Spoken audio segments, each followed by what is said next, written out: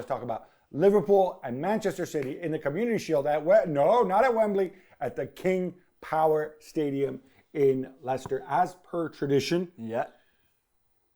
First thought, this was a real game. I was really surprised by the intensity, by the fact that, by and large, we had the first 11s. You can argue Nunez, obviously the Liverpool goalkeeper situation.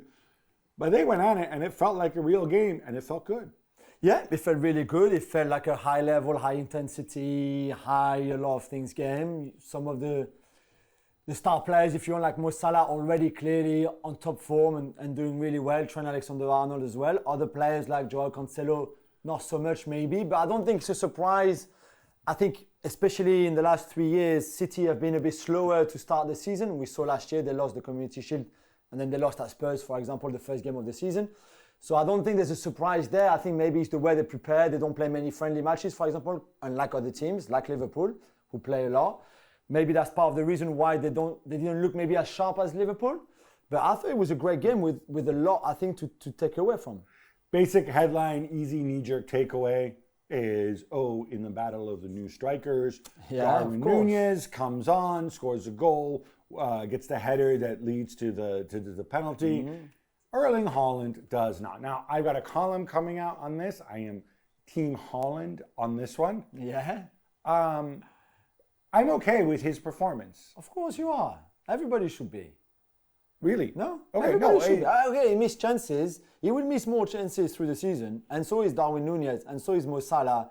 And Kylian Mbappe. And Robert Lewandowski. Everybody misses chances. Yeah, of course, the last one is the big one because I think he rushes it a bit and he goes over the bar and stuff like that. But before that, the movement was good. Yes. He had 3 shots in this game. Okay, so the last one you mentioned, obviously he's right that's there. The big it's harder one. to The game miss is lost than... already. But, yeah. Okay, fine. The other ones are 2 that came back to back.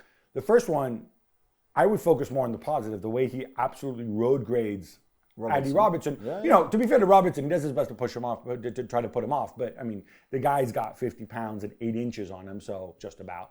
But he still gets a shot off. Yeah.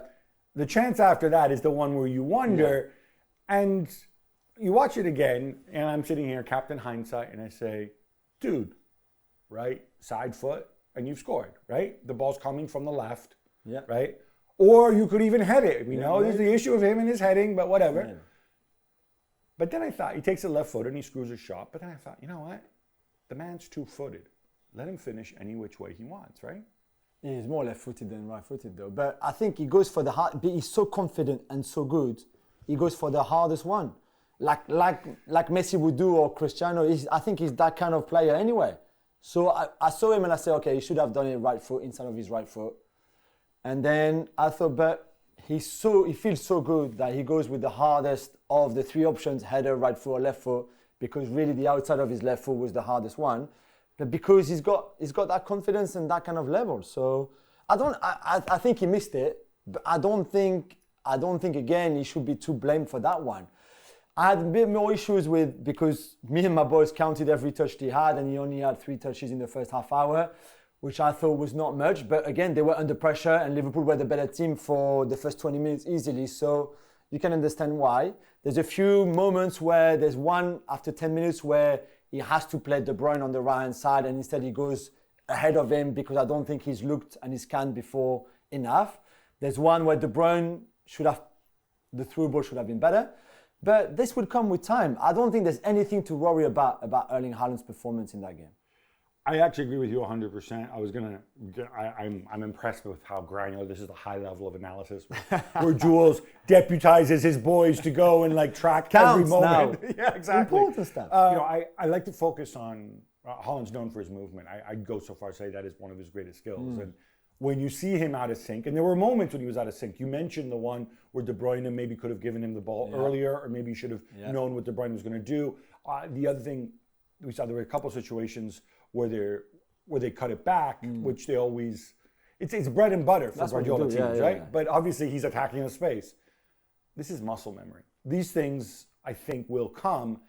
And this is why, for me, people say, the pressure that's on Haaland. And I think this is a low pressure situation. I think this is a situation where he signed on for 5 years. He's working with Pep. City have won 4 Premier League titles in the last 5 seasons. Yeah, of course, expectations are high, but it's not on him. Nobody's expecting him to walk in. We saw it last year with Grealish as well. It's just the nature of the club. Grealish, the most expensive player in Premier League history at the time, or maybe Lukaku was more, but whatever. Grealish didn't have a great season. Nobody's freaking out over it. So I think this is a good situation for him to grow. I don't think he feels the pressure. I think he's got the right environment. I think if you're a City fan, you can be bullish about it. If you're a Liverpool fan, you're even happier about Darwin Núñez. And we're going to get into that more, and we're going to get more granular about this game and their season prospects on the Gab and Juls podcast. Thanks so much for watching ESPN on YouTube. And for more sports highlights and analysis, be sure to download the ESPN app. And for premium content and live streaming, subscribe to ESPN Plus.